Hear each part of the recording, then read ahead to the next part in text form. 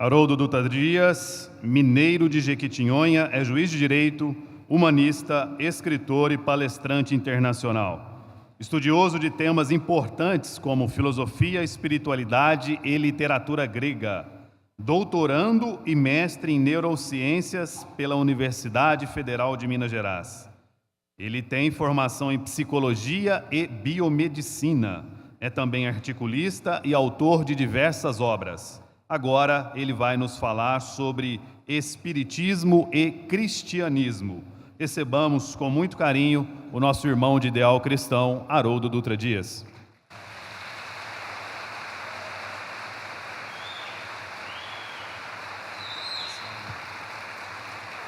Bom dia.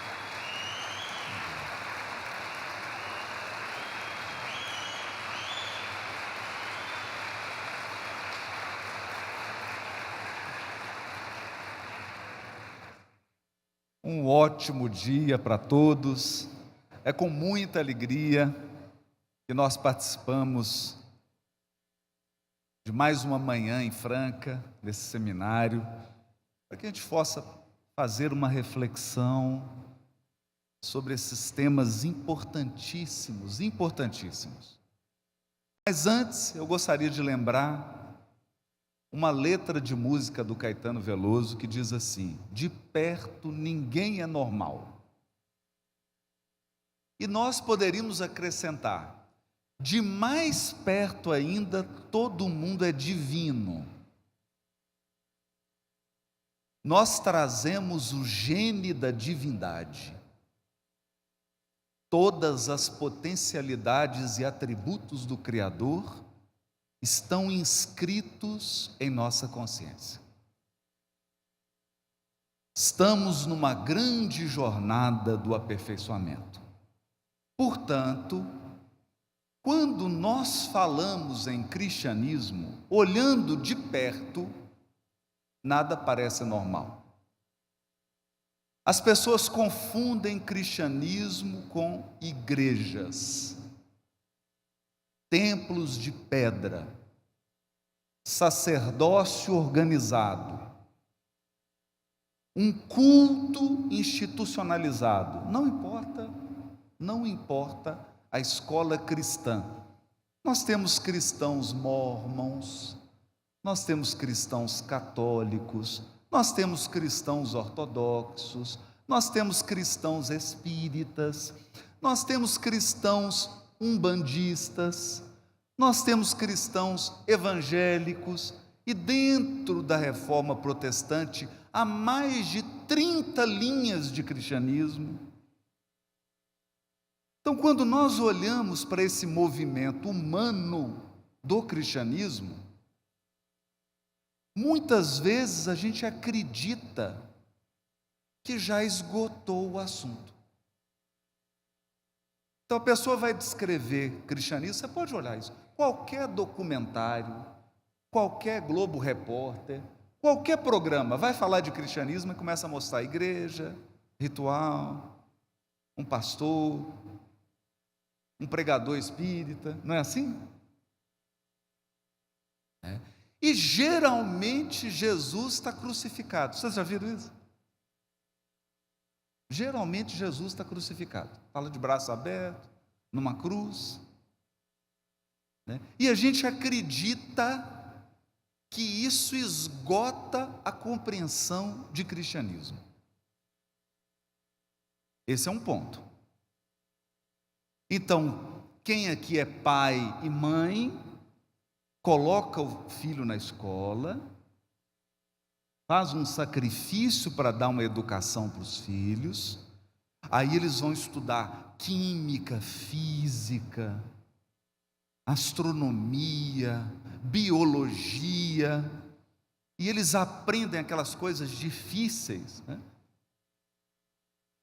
Sexta-feira meu filho chegou e falou assim: "Ô pai, eu estou com uma dúvida. Eu estou estudando ligação química, como é que é mesmo o dipolo induzido?" Só quem é da química aqui que vai entender. Dipolo, ligação de Van der Waals.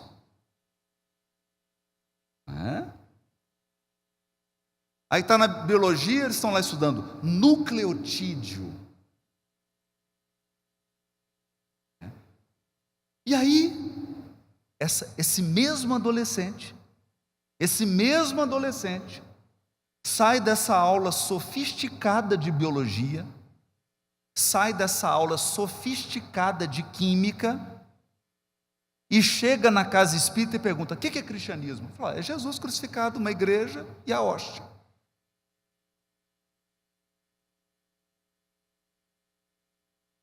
Está suficiente isso? Será que essa compreensão do cristianismo está correta? Será que é assim que nós vamos definir o cristianismo? Então, dê uma pausa nesse paradoxo. Agora eu vou falar um pouquinho sobre a compreensão que o Livro dos Espíritos trouxe para a humanidade terrena. Humanidade terrena. E eu vou começar com uma pergunta, reproduzindo uma pergunta. Uma vez um jovem me procurou e ele estava angustiado.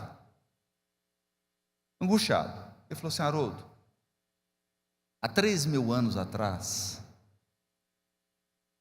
a população da Terra era de, no máximo, uns 100 milhões de habitantes. Hoje, tem 8 bilhões. O que aconteceu? E a reencarnação? Onde que surgiu tanto espírito? Será que Deus criou esses espíritos nos últimos 3.000 anos? Aí eu olhei para ele e disse assim: sabe o que aconteceu? A Terra deixou de ser o centro do universo. Foi isso que aconteceu. Durante milênios a gente acreditou que Deus fez a Terra, nós seres humanos, e enfeitou o universo de estrelas e galáxias, para a gente não enxergar.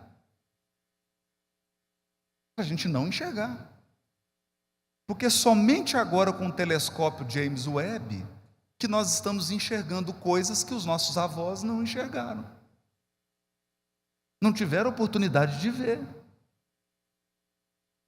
Quando eu fazia palestra 10 anos atrás, falava: e o universo, 2 bilhões de galáxias. Que 2 bilhões? Nós já estamos em mais de 3 trilhões.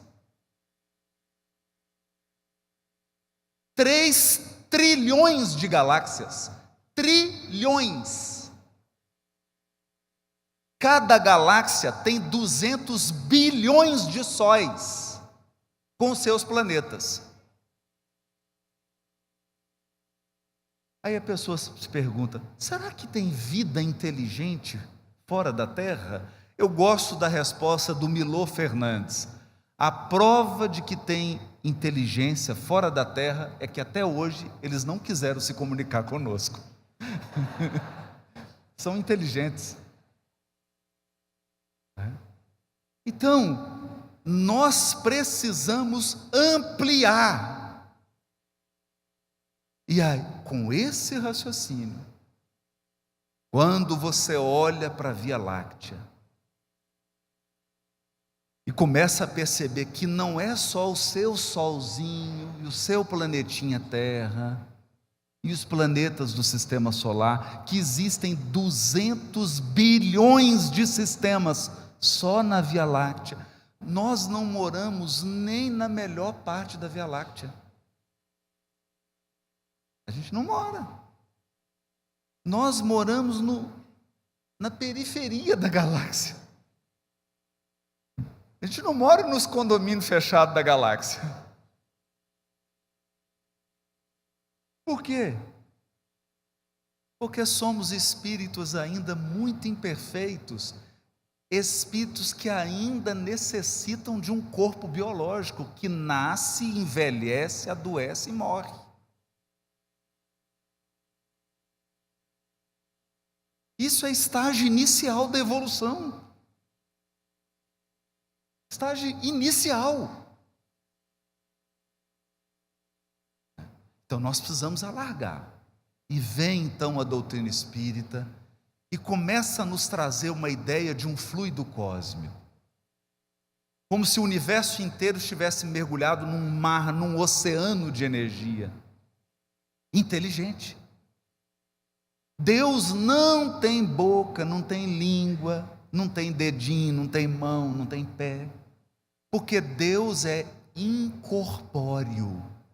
Então essa ideia que você tinha de um rei com uma coroa na cabeça, sentada num trono, vigiando as coisas que você está fazendo de errado para te castigar, precisa ser renovada. Essa ideia precisa ser renovada. Essa ideia de você mandar uma mãe para o céu e um filho para o inferno, que mãe que aguenta isso? Vou perguntar para vocês aqui, que mãe que aguenta ficar sem notícia de filho? Você tinha que criar um WhatsApp para comunicar o céu com o inferno, não é assim? Porque um tanto de mãe no céu, os filhos no inferno, elas não vão ficar sem comunicar, você pode ter certeza disso. Não faz sentido. Então, quando a gente fala de aspecto religioso, nós raciocinamos ainda como crianças, criancinhas espirituais. Então é preciso amadurecer nosso pensamento religioso. Então essa ideia, você chega em alguns locais religiosos, a pessoa fala assim, não, o meu Deus, eu falei, oi? Seu Deus? Comprou por quanto? A pessoa pegou Deus, colocou na gaiola na casa dela. Então, é meu Deus. Ah, o seu Deus. É o Deus da minha igreja. O Deus da minha casa espírita.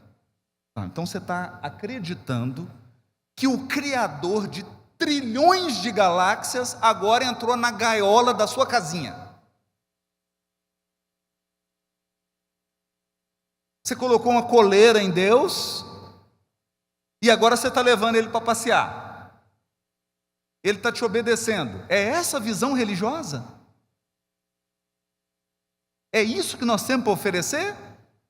É por isso que tem tão poucos jovens religiosos no mundo. Porque eles estão aprendendo coisas sofisticadas em química, biologia, matemática, e chega para aprender essas infantilidades religiosas. Infantilidades. E o pior, no movimento espírita. Então nós precisamos urgentemente resgatar a essência do pensamento de Kardec. Deus é cósmico. Deus não é Deus da terra.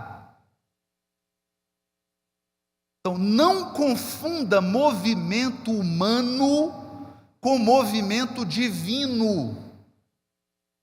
Movimento humano é o que nós estamos fazendo agora. Nós estamos cadeira de plástico. Estamos aqui sentados em Franca. Isso é movimento humano, porque Deus não usa cadeira de plástico.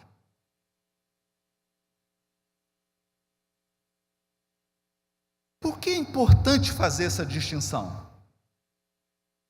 Porque a gente chega no movimento espírita, tem gente que acha que Jesus é governador espiritual dos cristãos. Oi? A pessoa pergunta assim, olha, eu tenho uma dúvida. Jesus é o governador espiritual do planeta? Fala, sim. Questão 625 de O Livro dos Espíritos, comentário de Allan Kardec.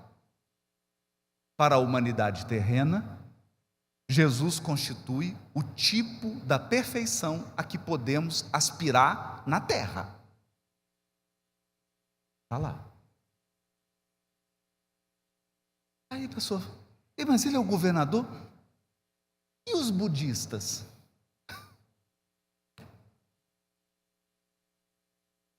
Então, realmente, você está acreditando que Jesus está querendo pegar os 8 bilhões de encarnados e levar tudo para a igreja cristã. Qual? Qual que ele vai escolher? A sua, né? Não, Jesus vai trazer para a minha casa espírita, porque ela é a melhor do mundo. É isso? Então você realmente acha que Jesus está interessado em converter espíritos imortais para um movimento religioso humano? É isso? Então, alguns chegam a acreditar que Jesus encarnou para fundar o cristianismo. Fundar o cristianismo. Você jura?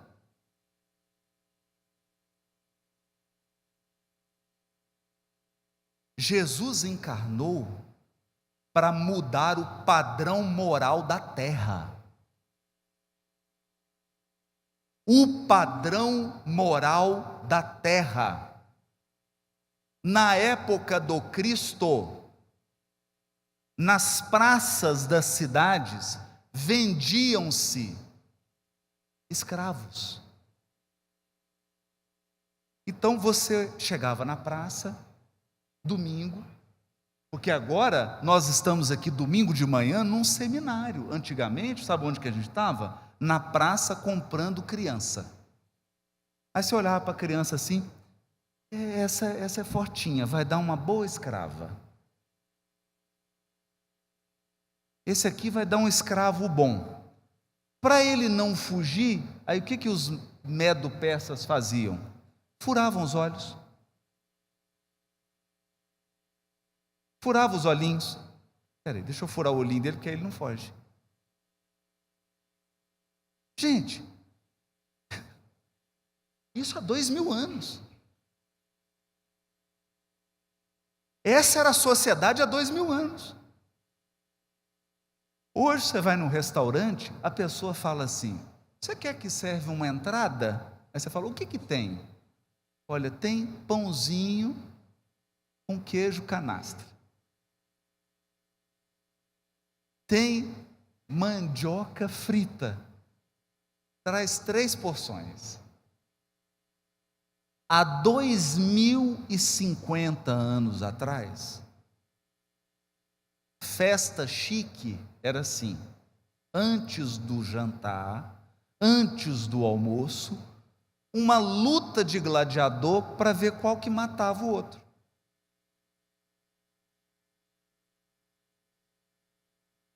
Aí vamos ver uma lutinha? Morreu. Gente, tira esses corpos aqui, vamos limpar o sangue para a gente poder almoçar. Isso em Roma, 2050 anos atrás. 2050 anos. Agora, vocês estão achando macabro? Circo, Panteão, Coliseu dos gladiadores. Os gladiadores lutavam, matavam um gladiador. O gladiador era um grande atleta. Então o que as pessoas faziam? Depois da luta, o pessoal ia para a arena tomar um pouquinho do sangue do gladiador, porque era afrodisíaco. Olha, escorreu aqui da cabeça. Peraí, deixa eu pegar a cabeça dele, pegar um pouquinho aqui, porque estou precisando muito de um afrodisíaco. Que delícia de sangue.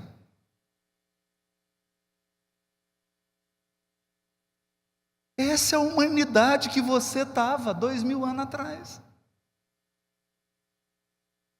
Esse era você, era eu,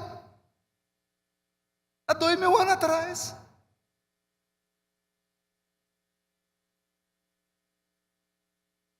Então vem o nosso governador e muda o padrão moral do planeta. do planeta.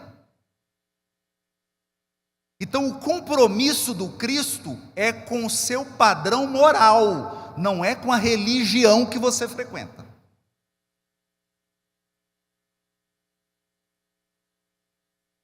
Não é com a religião.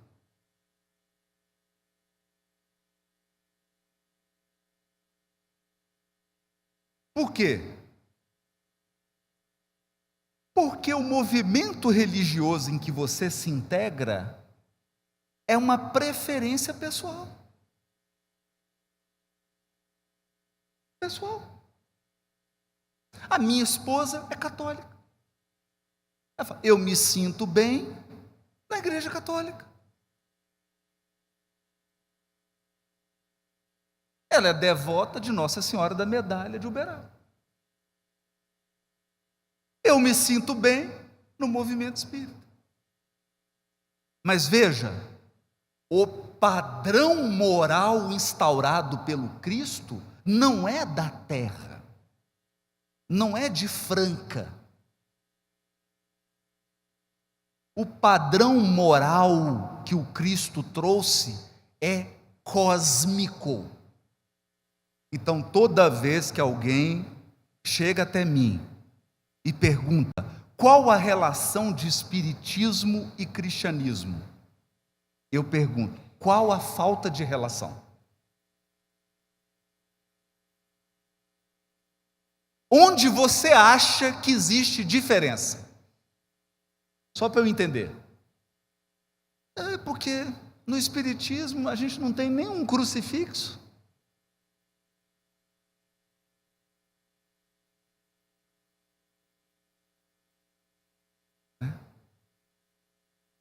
Padre tem muito.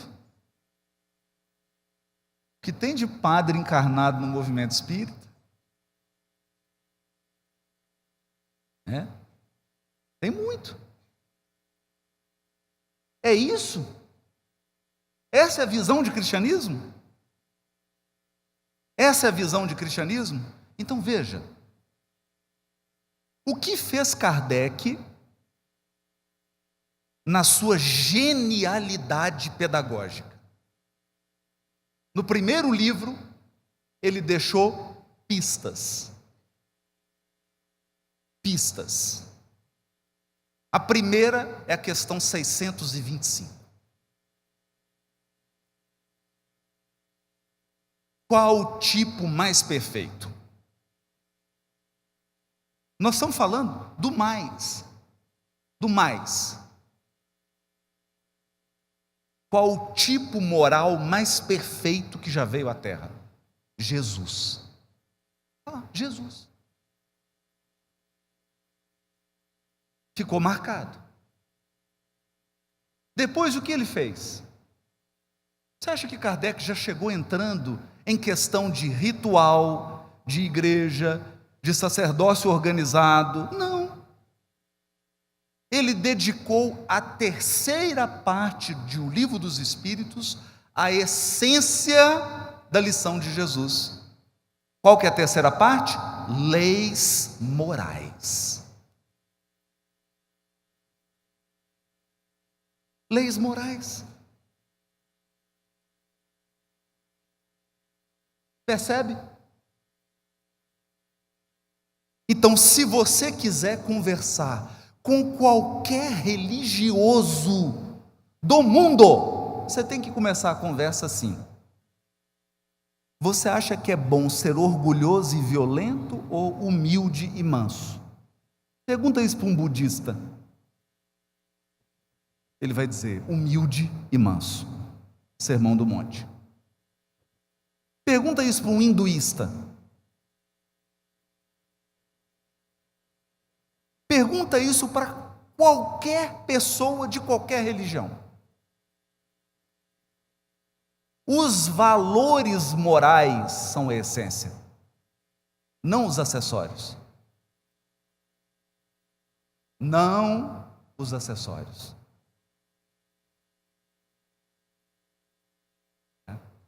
Mas nós somos provincianos. bairristas. Então eu lembro de um sujeito que criou uma receita de pão de queijo lá em Belo Horizonte. E no pacote do pão de queijo está escrito assim: o melhor pão de queijo do mundo.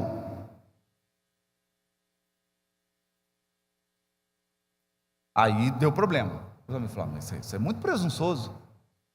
Melhor pão de queijo do mundo? Aí ele pensou: vou alterar. Colocou embaixo assim: o melhor pão de queijo do mundo e um dos melhores de Belo Horizonte.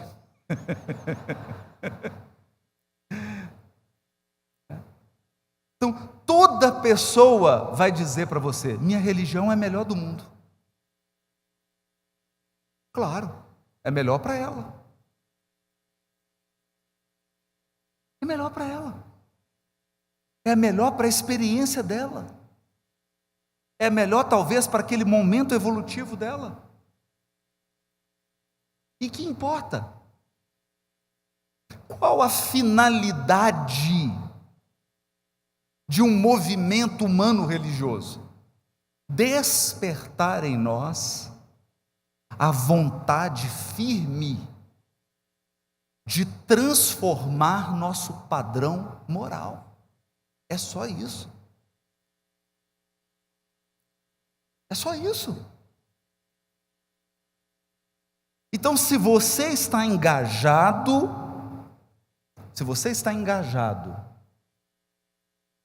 em um movimento religioso e você perdeu a bondade, você está passeando no seu movimento religioso. Nós tivemos um caso célebre, depois esses jovens foram até advertidos, foram educados, eram jogadores de futebol, foram visitar crianças abandonadas, acolhidas numa instituição. As crianças estavam com uma alegria imensa, né? A criança já não tem pai, já não tem mãe, está abrigada numa instituição. Vai receber ali a presença de ídolos do futebol brasileiro. Quando abriu o ônibus, que eles chegaram, olharam e falaram: mas essa instituição é espírita? Nós não vamos entrar.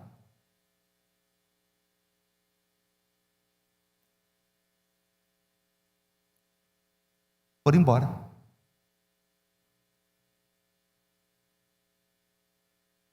Pergunta: a tua religião está te transformando nesse tipo de ser humano? É isso? Então, você está aqui no movimento espírita para se tornar esse tipo de ser humano? É isso? Então, quando uma pessoa escolhe um movimento religioso, um movimento de religiosidade, ela escolhe para se transformar num ser humano pior? Mais violento, mais preconceituoso, mais agressivo? É isso?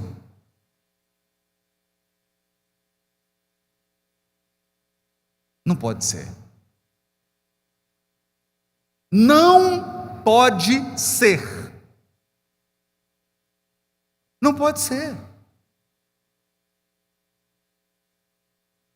Então eu gosto da frase de Madre Teresa de Calcutá. Ela diz assim: as mãos que ajudam são maiores que as bocas que oram.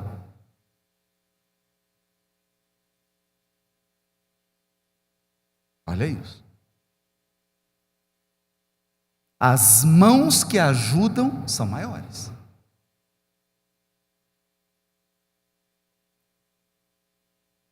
Então, se você gosta de fazer a novena, o terço, uma ajuda equivale a 10 terços.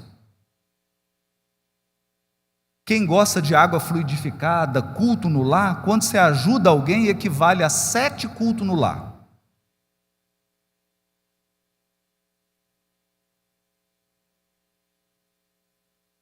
Fazer a caridade é como tomar 25 passes.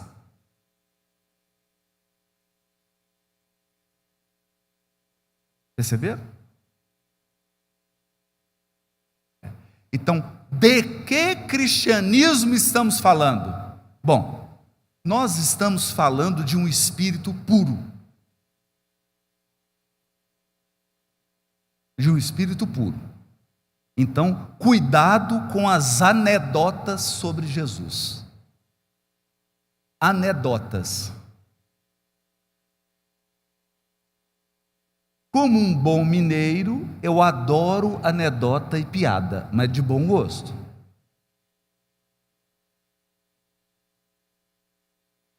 De bom gosto. Infelizmente, todas as piadinhas sobre Jesus são de muito mau gosto. Porque geralmente quem está fazendo a piada acha que Jesus é igual a ele.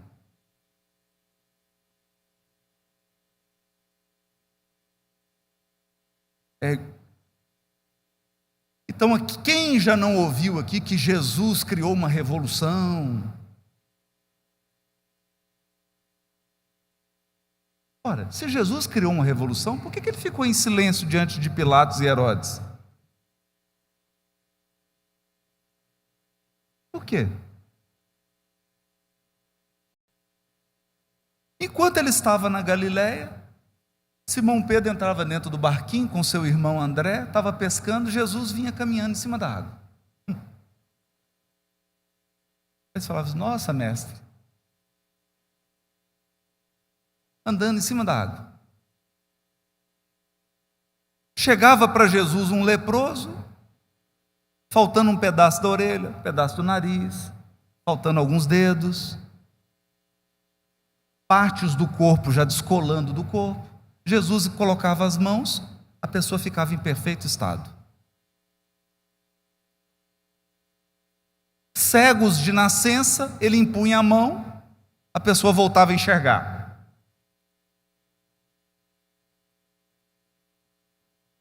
Durante 3 anos.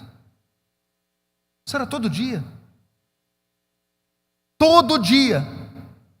Então, o que os apóstolos pensaram? O que os apóstolos pensaram? Jesus é o Thor.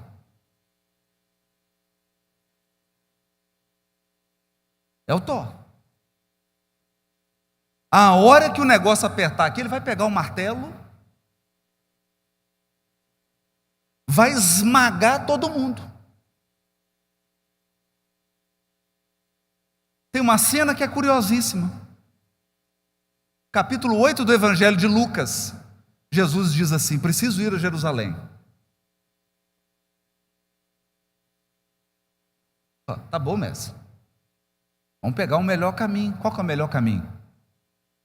O melhor caminho, vamos seguir margeando o Jordão, ora. Sombra e água fresca. Tá bom, não tá? Tá ótimo.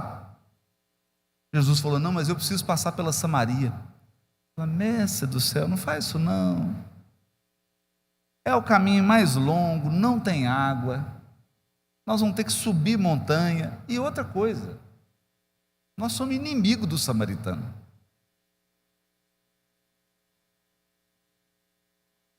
Mas eu tenho que passar pela Samaria.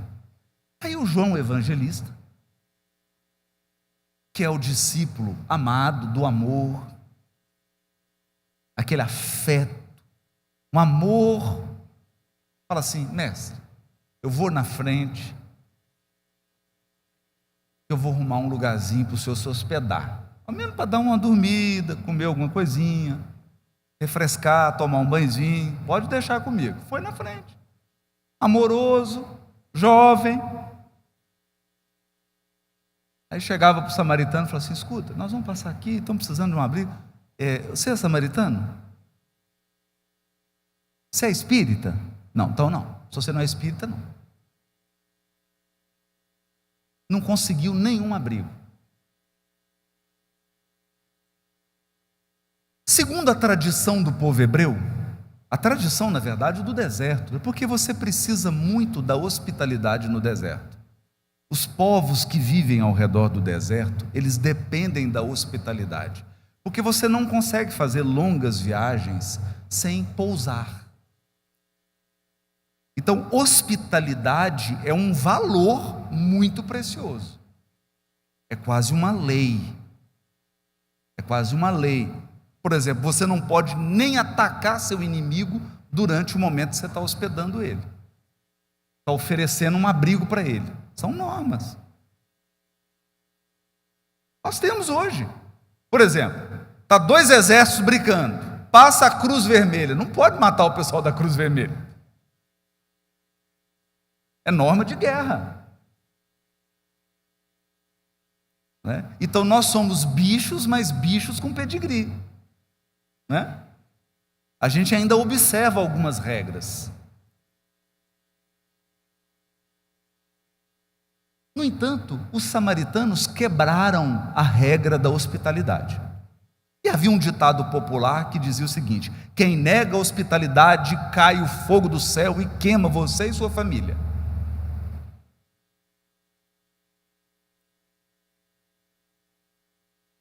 João Evangelista volta e fala assim: Senhor, diz para Jesus, esse é o apóstolo amoroso, hein? Esse é o amoroso. Ele chega e fala: mestre, negaram hospedagem. O senhor quer que faça a prece aqui para que caia fogo do céu e mate todos esses samaritanos?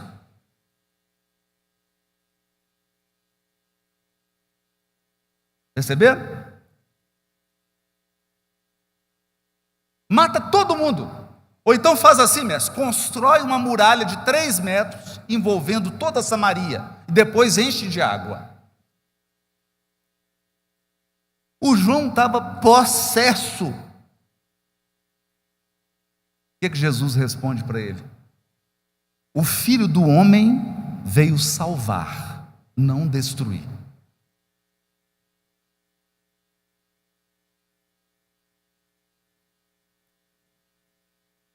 Só que aqui tem uma parte que ninguém percebe. Aí Jesus continua, caminhando, sem dormir, sem comer, sem tomar banho, sem tomar água. São 150 quilômetros a pé no sol.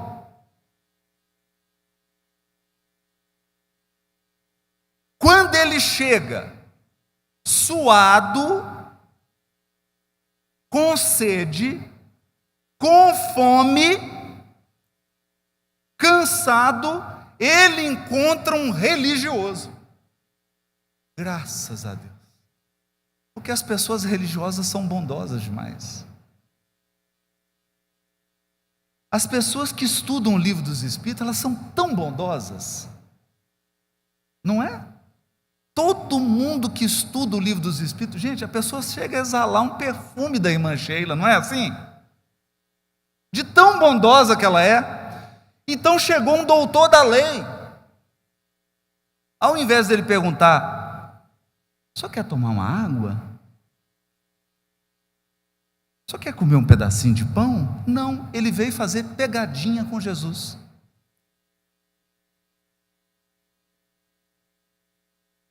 Pegadinha. Agora vocês não acreditam a pergunta que ele fez para Jesus. Então, eu vou reproduzir a cena. Fecha o olho e imagina. De um lado está o doutor da lei, de banho tomado, cheiroso, perfume francês, cheiroso, alimentado,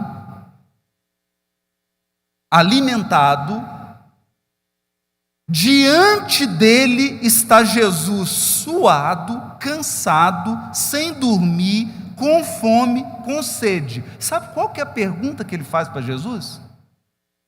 Quem é meu próximo?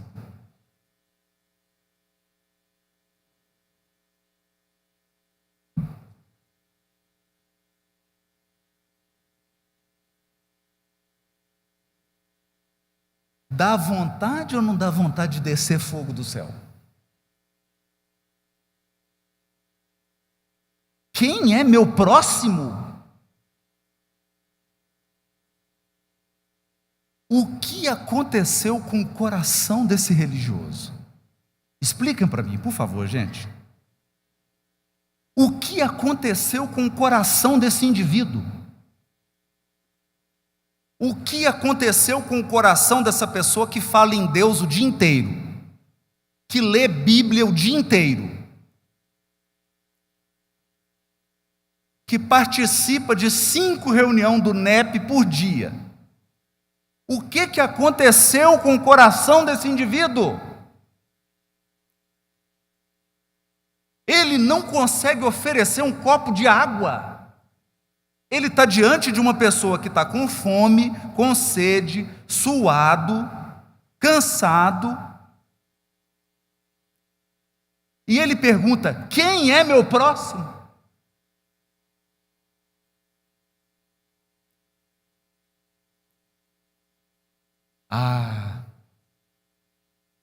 Mas Jesus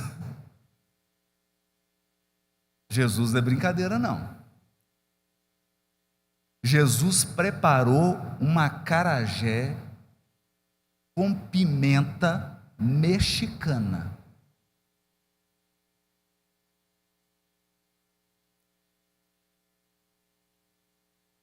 Mexicana.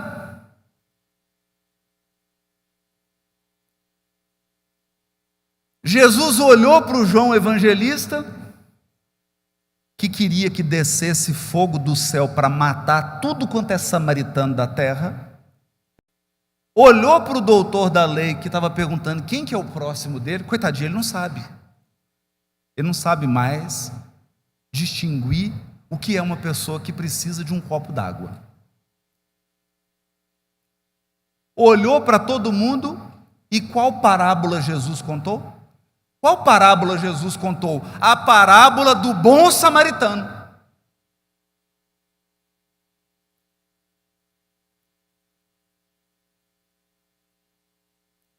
Quando Jesus termina a parábola do bom samaritano, João Evangelista está assim, olhando para o chão.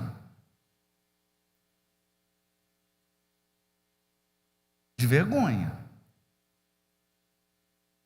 Porque há meia hora atrás ele queria matar os samaritanos. Agora o samaritano é o herói da parábola. Primeira lição de Jesus: não generalize. Cuidado. Cuidado com as suas generalizações. Cuidado. A pessoa chega aqui e fala: nossa, essa aqui é a cidade do basquete. Todo mundo aqui joga basquete? Menos, meu amigo. Menos. Você tem campeões de basquete aqui, mas vovó que mora aqui, nasceu em Franca, não joga basquete. Vovó tem 1,55 m. Cuidado. Cuidado com a generalização. Então Jesus quis mostrar que existem bons seres humanos em todos os lugares e em todas as religiões. Mas ele tinha que dar uma lição para o doutor da lei, para aquele que fica estudando livros do Espírito todo dia. Vocês conhecem alguém assim? A pessoa fala de espiritismo o dia inteiro. Só fala de espiritismo. É o dia inteiro.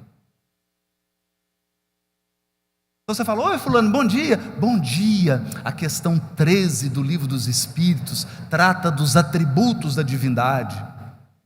Tá bom, mas tem café? Não coei o café ainda.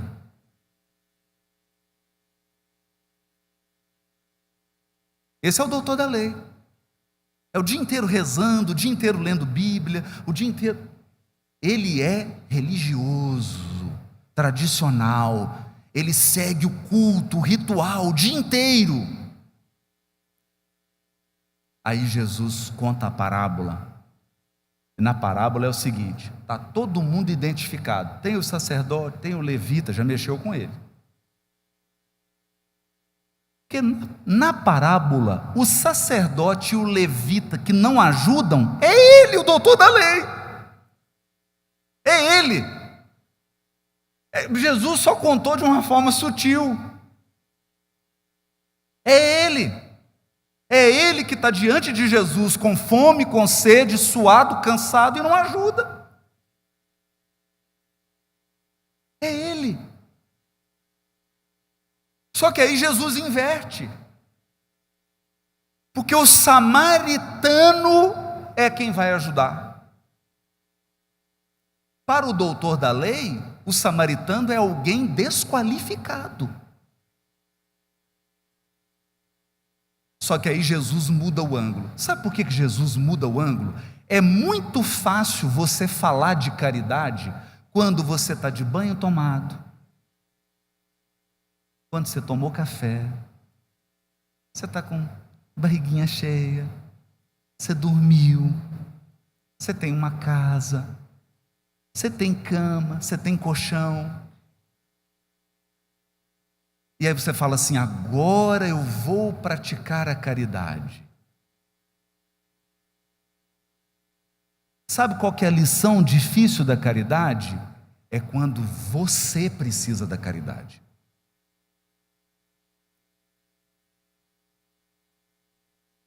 Suas maiores lições de caridade vai ser quando você for o necessitado.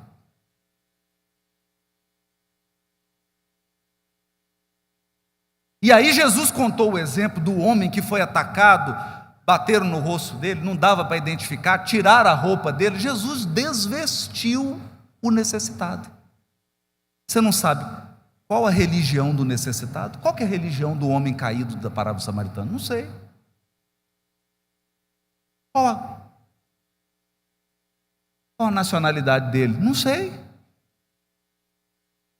E aí Jesus pergunta para o doutor da lei: para esse homem caído,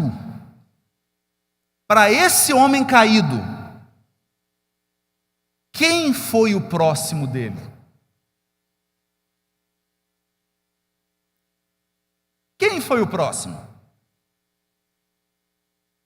Quando você estiver necessitando de ajuda, você vai entender o que é caridade e o que é um próximo. Então eu vou citar um caso para vocês, para a gente ir para o intervalo e aí eu volto. Eu sou muito corajoso, como todo homem tem um limiar de dor muito alto, não é? Homem é muito valente. Muito valente. Por exemplo, o parto e uma gripe é igual. As mulheres não entendem, mas o homem gripado, ele sente dores do parto. Por isso que ele fica tão dengoso, né? Então eu, como um homem corajoso, fui fazer a cirurgia, cheguei firme,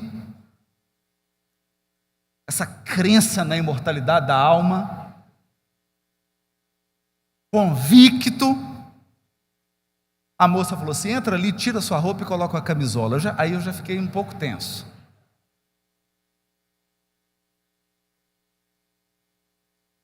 Saí peladinho com a camisola aberta atrás. Ela falou: deita aí. Uma sala fria. Fiquei 15 minutos ali, eu já estava congelando. De medo e de frio. Aí veio o enfermeiro, pegou a maca. Disse: agora nós vamos para a sala de cirurgia. E eu, com essa convicção na imortalidade da alma, fui tremendo. Entrei no bloco cirúrgico, pé gelado, um frio. Aí chegou uma médica, eu acho que era anestesista, eu já não lembro o rosto dela. A única coisa que eu lembro é que era uma médica, mais nada. E ela chegou, já foi colocando um negócio e tal. Ela olhou para mim e falou assim: está com medo?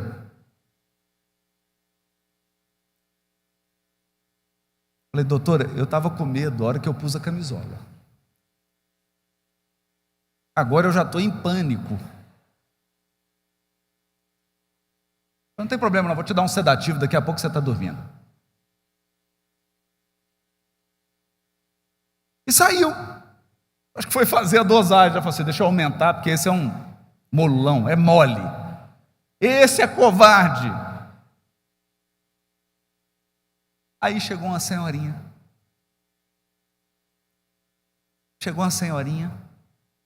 Imagina, eu pelado, de cabelo, camisola, num frio. Chegou a senhorinha e falou assim: você está com frio, né, meu filho? Eu falo: na alma. Ela falou: ó, deixa eu colocar um cobertorzinho aqui. Aí cobriu. Eu falei: puxa, eu podia ter um cobertor, ninguém falou. Um cobertorzinho, está morrendo de frio. Aí cobriu assim o pé, pegou na minha mão e falou assim: ó, pode ficar tranquilo, que eu vou estar aqui do seu lado durante toda a cirurgia. Na hora, eu lembrei da parábola do bom samaritano. Porque eu falei assim: hoje eu sou o homem caído.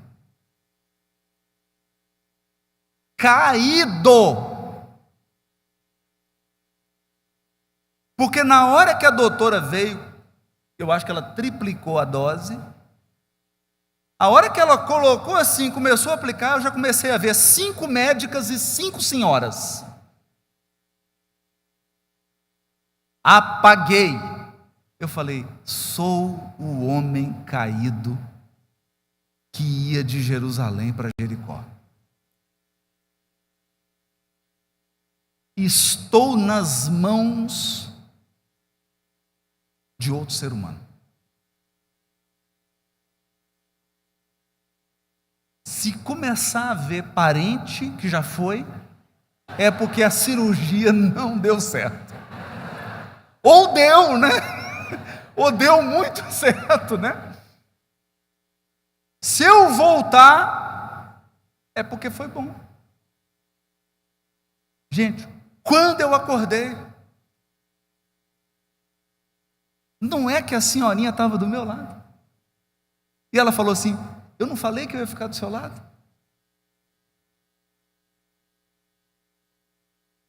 Está conseguindo mexer as pernas? Eu falei: não. É normal. Daqui a pouquinho você volta os movimentos. Dá para você dar essa notícia para minha esposa? Daqui a pouco volta. Ela estava lá, e o cobertorzinho nos meus pés. Perceberam, gente? Perceberam? Isso é o Cristo. O Cristo que você vê pregado na cruz não é o verdadeiro.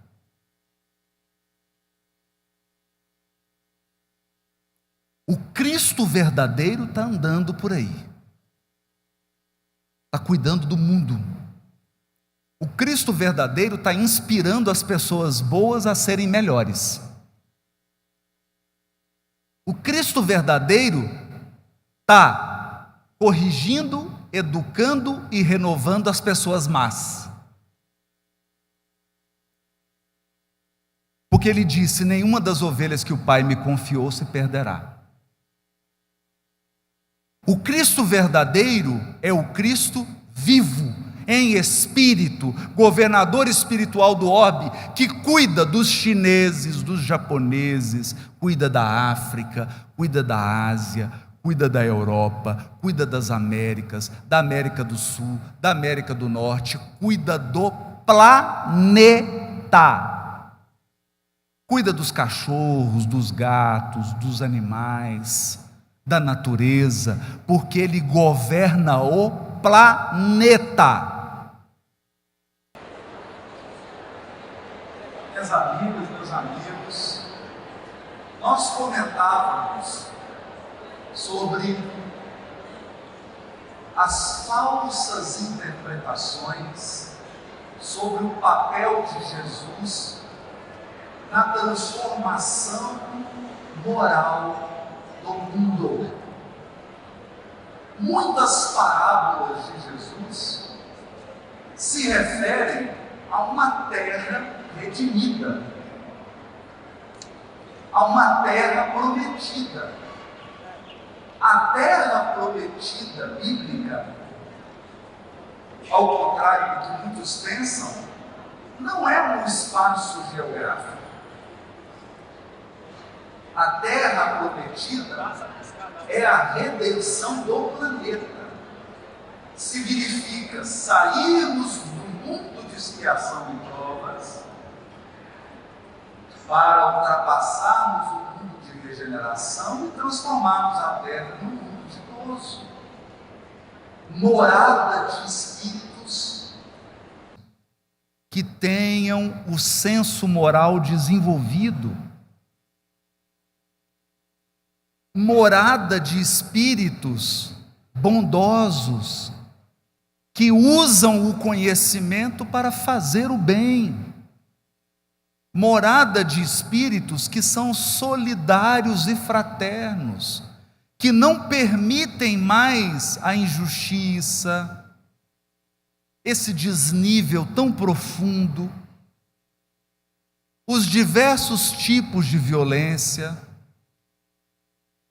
Então, essa transformação da terra não é uma obra feita em estalar de dedos. E eu preciso dizer algo aqui que merece a nossa reflexão. A regeneração do planeta se dá em todos os lugares do planeta. Porque tem espírita achando que a regeneração planetária vai ser feita dentro da casa espírita, apenas. Não. A regeneração do planeta se faz nas ruas, nas escolas, nos hospitais, em todos os setores da atividade humana. Então, essa divisão que nós fazemos, eu sou espírita quando estou no evento espírita e sou profissional quando eu estou fora, isso é uma divisão artificial. Artificial. Isso não existe. Porque as pessoas não te separam. Você é um. Você é um. Então lá em casa eu ouço direto: você não é o palestrante espírita? E eu falo assim: e você é a esposa dele? Você não é o palestrante espírita? E você é o filho do palestrante espírita. Você tem responsabilidade também. Claro. É claro. Então, não faz sentido essa separação. Eu vou agora na casa espírita praticar a caridade. Não, você tem que praticar a caridade primeiramente é dentro da sua casa. É o primeiro lugar. Segundo lugar que você tem que praticar a caridade é no seu ambiente de trabalho, na sua profissão. Então, esse é o Cristo vivo, esse é o Cristo Consolador. Esse é o Cristo Consolador. Agora, veja, a doutrina espírita nos traz uma visão da moral do Cristo que muitos pensadores tiveram. Mahatma Gandhi era hindu.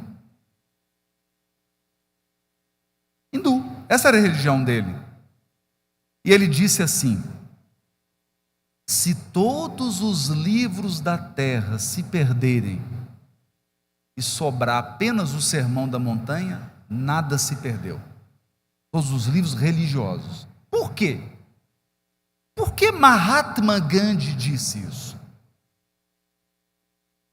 Porque ele compreendeu que Jesus não é só para os cristãos. Nós não entendemos isso ainda. Ele já tinha entendido isso. Que o Sermão da Montanha é um código moral para a humanidade. Ele reconheceu isso. Há uma cena belíssima na vida do Gandhi, e é importante repeti-la aqui, no momento truculento da colonização inglesa na Índia. Mahatma Gandhi andava na rua, um soldado britânico atravessou a rua e foi na direção dele e deu um soco no rosto do Gandhi. Você imagina um soldado forte e o Gandhi, aquele tanto de jejum, magrinho, de tanto fazer jejum, caiu no chão. Covardia. Isso é covardia. Mahatma Gandhi levantou, ele deu outro soco. O Gandhi caiu de novo. Quando o Gandhi se levantou pela segunda vez, ele perguntou: quem te ensinou a ser covarde? O Gandhi olhou para ele e falou: esse homem que está nesse crucifixo que você tem aí no pescoço.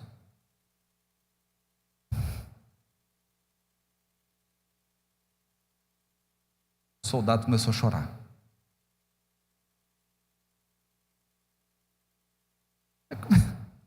Como que você carrega Jesus no pescoço e fica dando soco nos outros? A não ser que você seja um lutador, não tem problema, né? E numa luta é um esporte, tudo bem. Você está praticando boxe, você vai tomar soco mesmo, né? Não tem problema nenhum. Mas você sair na rua dando soco nos outros com Jesus pendurado no pescoço? Como é que explica isso? Então, com aquela autoridade moral do Gandhi, o sujeito percebeu a própria incoerência. Ele percebeu a própria incoerência. Ele não era cristão.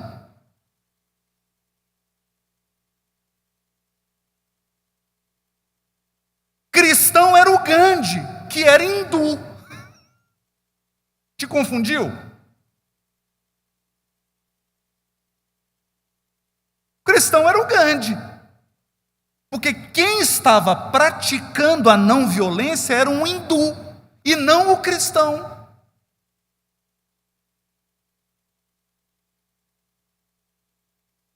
Então, gente, seguir a Jesus não é ficar mandando e-mail bonito para os outros assim: Jesus nos ampare. Quando e-mail começa assim, eu já arrepio. Quando a pessoa começa, Jesus nos ampare, eu já vi que ela vai me destruir. Porque é um Jesus da boca para fora. Não é um Jesus no coração. É um Jesus de etiqueta. Não é o Jesus real que transforma almas.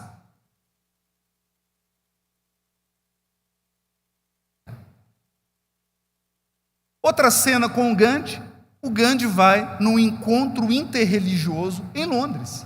Em Londres.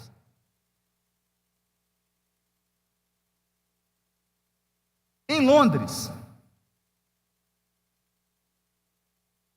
Está lá falando sobre a não violência, sobre a paz. Aí um cristão levanta a mão, misericórdia.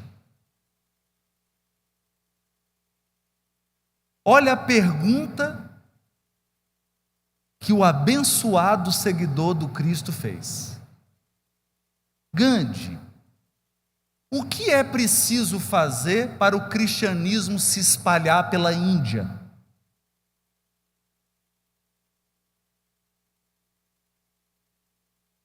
Proselitista. É proselitista. Não é? Então, é o pensamento mágico. Como é que é o pensamento mágico? Está aqui a pessoa praticando atrocidades. Aí ela chega e fala assim: meu amigo, agora você entrou na casa espírita. Todos os seus erros foram perdoados e agora você é uma nova pessoa. porque eu te dei um passe e uma água fluidificada. Me fala onde que é essa casa espírita, por favor. Me fala onde é. Eu estou precisando ir, estou precisando mandar um tanto de gente. É mágico assim? É mágico assim? Então, um indivíduo proselitista. Agora veja, ele está diante do Gandhi, que é hindu, num evento que é um diálogo interreligioso, ele está querendo converter a Índia ao cristianismo. Essa é a visão de cristianismo dele. O problema é que essa é a visão de cristianismo de muito espírita. Isso é que dói.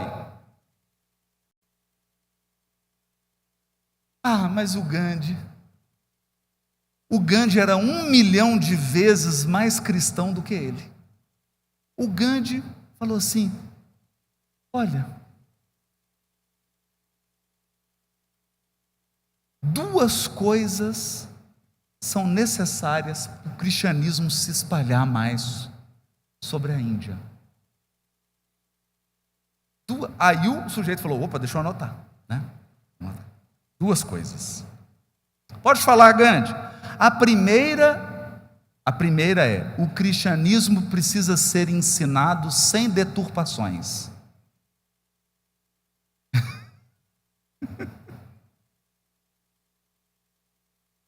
Aí o sujeito já deu a primeira engasgada. Sem deturpações. Então, ensina o verdadeiro em cristianismo. Ensina o verdadeiro Jesus. Não vem com fake, não. Não vem com falso Jesus, não. Jesus falsificado.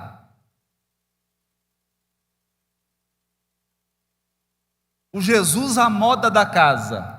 Não é? A pessoa chega e fala: a gente não gosta muito de Jesus, a gente fez algumas alterações nele. Meu Jesus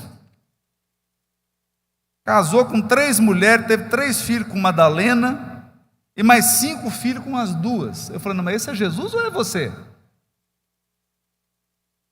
Esse é você, não é Jesus. Você está projetando. Você está projetando você em Jesus. É o Jesus à moda da casa. Então essa foi a primeira lição do Gandhi. Ensine o cristianismo sem deturpação. Segunda e principal, o sujeito já estava tremendo, não queria nem anotar mais. Segunda coisa que precisa ser feita para o cristianismo se espalhar na Índia: os cristãos precisam viver como Jesus.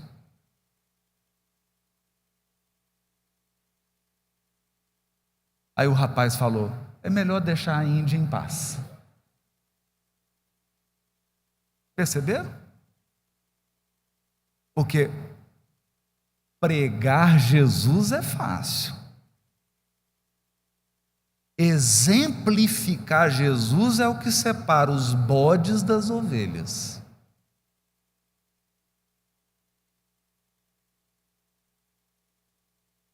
Tem muito cristão que achando que é cristão e não é.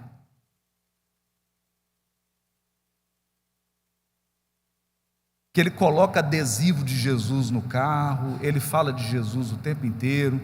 O e-mail dele tem o nome dele, o telefone escrito Jesus.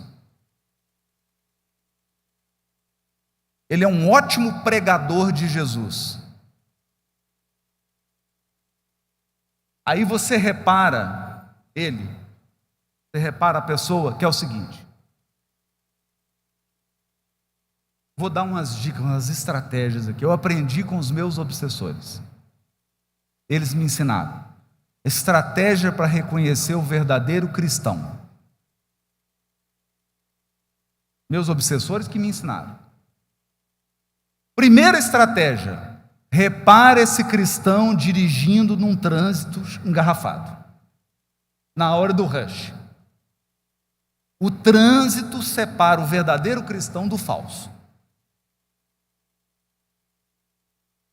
Separa. Você para.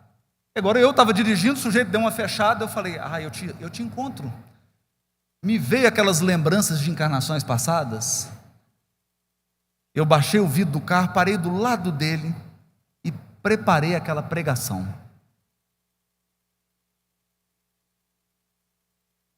O João Gabriel, que hoje está com 17, estava com 9. Ele olhou e falou assim: pai, você vai xingar ele? Eu falei: estou prestes. Ele falou: e se for uma das pessoas que escuta suas palestras?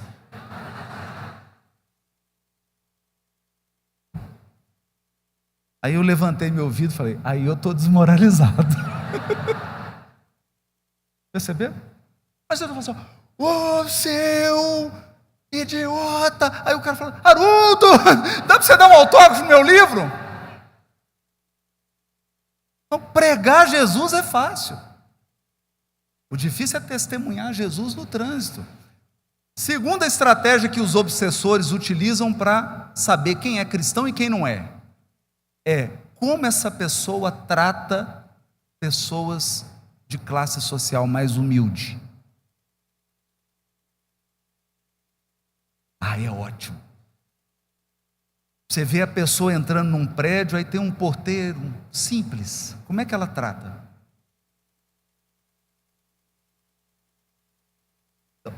Aquele que manda e-mail assim: Jesus ampare os nossos corações.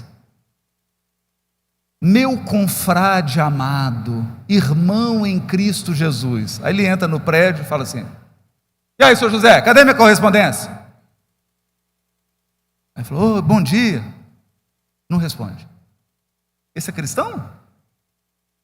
Isso é cristão?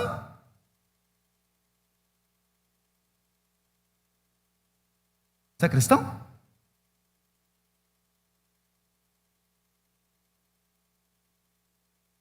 Terceira dica dos obsessores para distinguir o verdadeiro do falso cristão: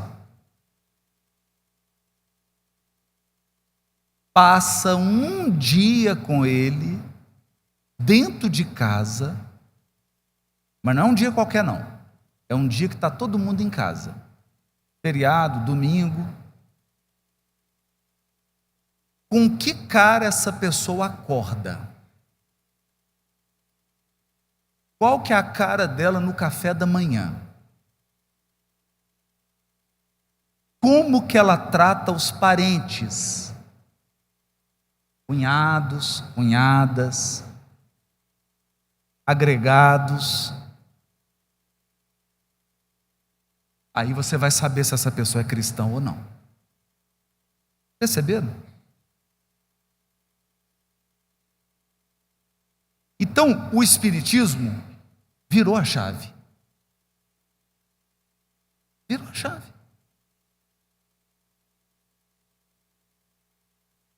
Porque se você não está buscando domar suas más inclinações,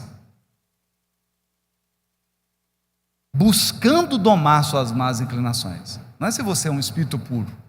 Porque puro eu sei que você não é. Você não é.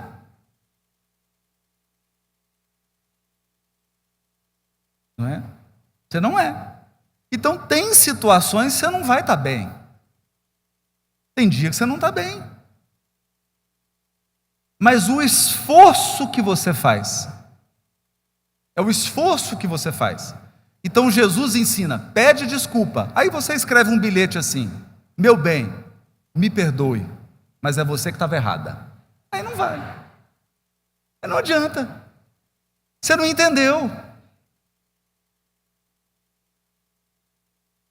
Então, o Cristo está interessado em seres evangelizados.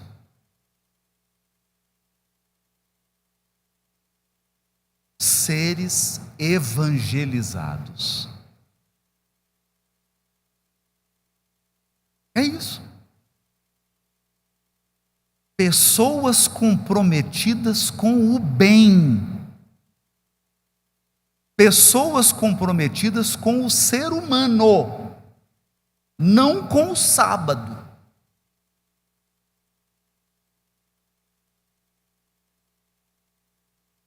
Não com o sábado. Então, a lição o sábado foi feito para o homem e não o homem para o sábado, Jesus estava ensinando o quê? Para ele é colocar o ser humano em primeiro lugar. Colocar o ser humano em primeiro lugar. Porque senão você chega para a pessoa e fala assim: escuta, nós temos condição de atender 30 pessoas nessa sopa. Aí você distribuiu a senha, 30. Aí chega 2 crianças passando fome. Não, a senha é até 30. Você passa fome aí, até semana que vem você volta.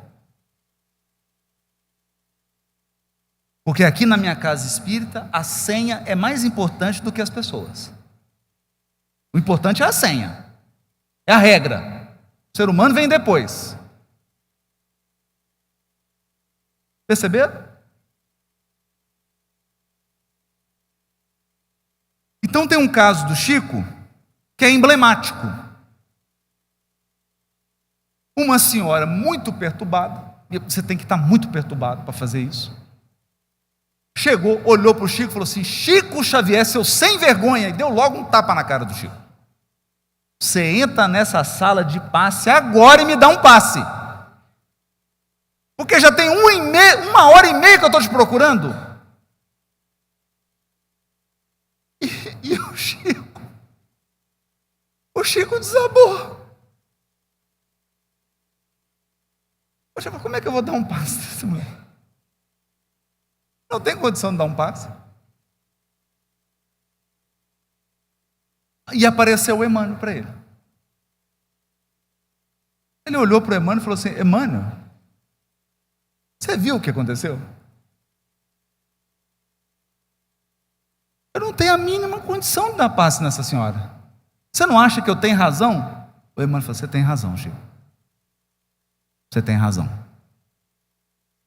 Mas ela tem a necessidade.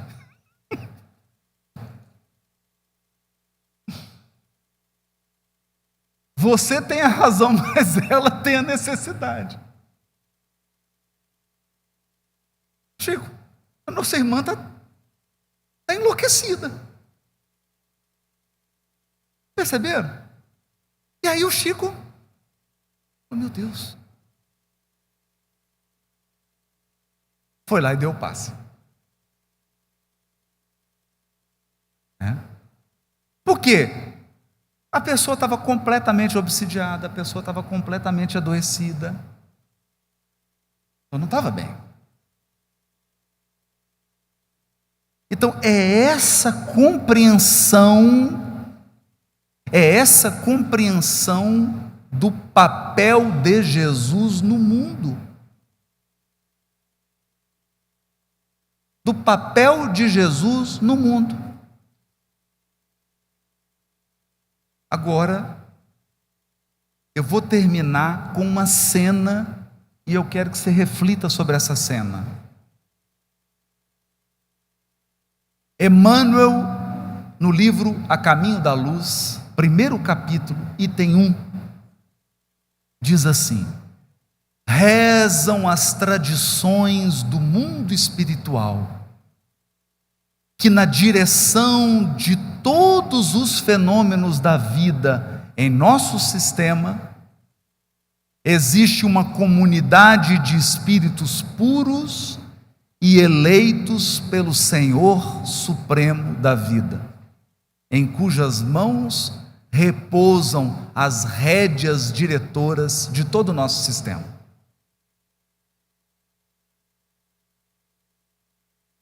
Comunidade da qual Jesus é um dos seus membros divinos.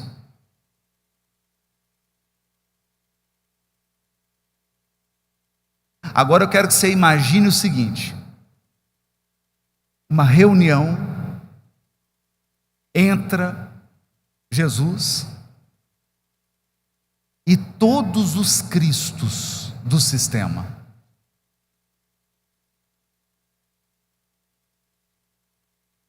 E você foi convidado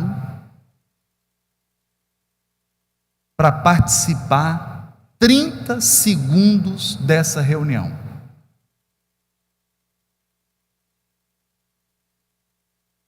E na hora que você está entrando na reunião, passa por você o Cristo de Júpiter.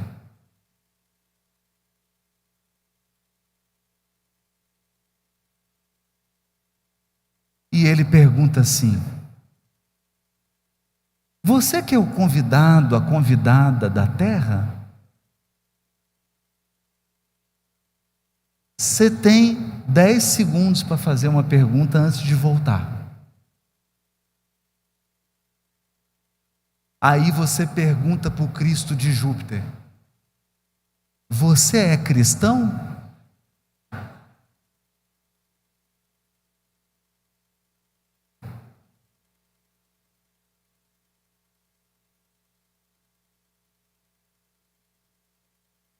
Você desperdiçou sua ida na reunião dos Cristos. Você podia fazer cada pergunta maravilhosa. Você virou para o Cristo de Júpiter e perguntou se ele é cristão. Mas ele é tão amoroso, ele é tão amoroso, que ele respondeu: